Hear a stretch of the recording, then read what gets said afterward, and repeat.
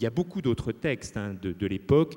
Franck Lestringant, que je citais tout à l'heure, a remis à jour récemment un texte publié en 1540 en Italie, et d'autres textes, notamment un texte de 1559 d'un Français qui s'appelle Guillaume Aubert. Sensibilité évidemment à l'actualité à l'époque, puisque les historiens britanniques, je dis britanniques parce que les historiens français n'aiment pas parler de leur guerre, je crois que Gilles ne me démentira pas, et donc c'est les historiens britanniques qui aujourd'hui travaillent sur les guerres de religion. Ils font état de cas, comme on le sait, avérés de cannibalisme en France vers 1570, entre belligérants.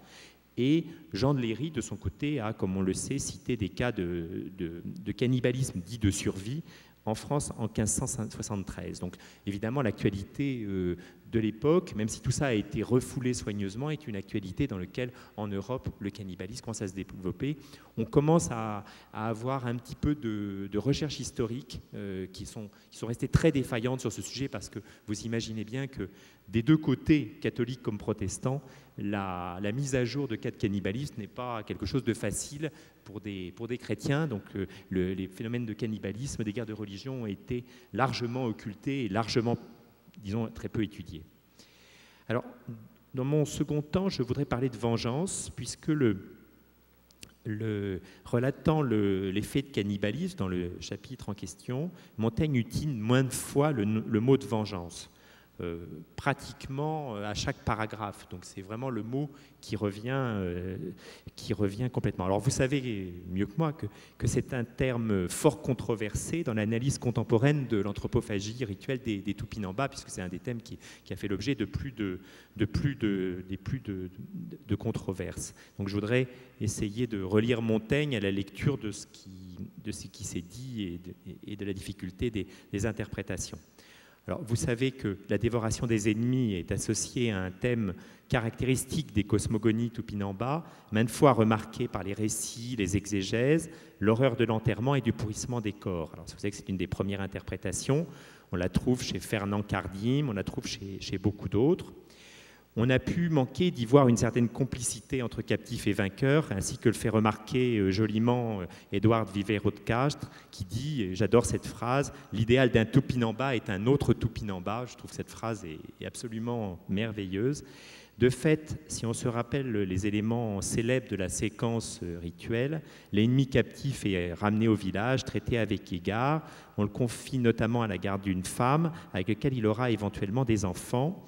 Il n'essaie d'ailleurs pas de s'évader, car cette fuite serait indigne à ses yeux et à son propre groupe refuserait de l'accueillir. Enfin, tout ça, vous le connaissez très bien.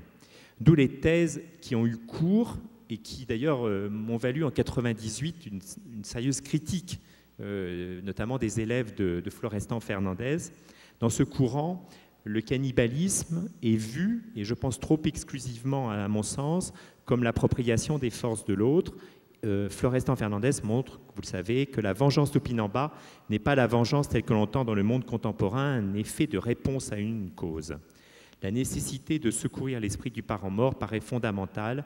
La mort et la dévoration des ennemis s'insèrent dans la problématique de l'immortalisation par la sublimation de la portion corruptible de la personne, comme l'a fait remarquer un livre d'Hélène Clastre, un livre postérieur, un livre de 1975, là aussi, La Terre sans mal, prophétisme Tupi-Guarani.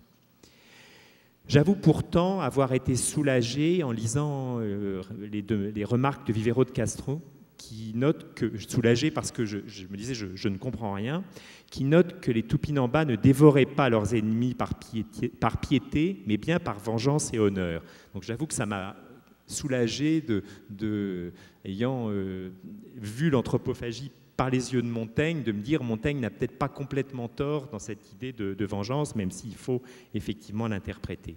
Et il poursuit, c'est un texte qui est dans le livre de 2002 de Vivero de Castres, il poursuit ici le motif sociologique qui me paraît fondamental.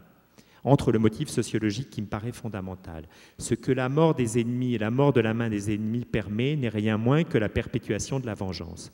Effectivement, quand on reprend les textes des colonisateurs, comme vous le savez, on trouve ce thème de ce qu'on appelle en Europe la vendetta, enfin cette espèce de cycle infernal, la vengeance qui entraîne la vengeance. On la trouve, bon, bien entendu, chez Pero de Magalhães Candavo, le seul auteur portugais, je crois, à avoir, sous contrôle de Manuela, à avoir au XVIe siècle fait paraître une description du Brésil.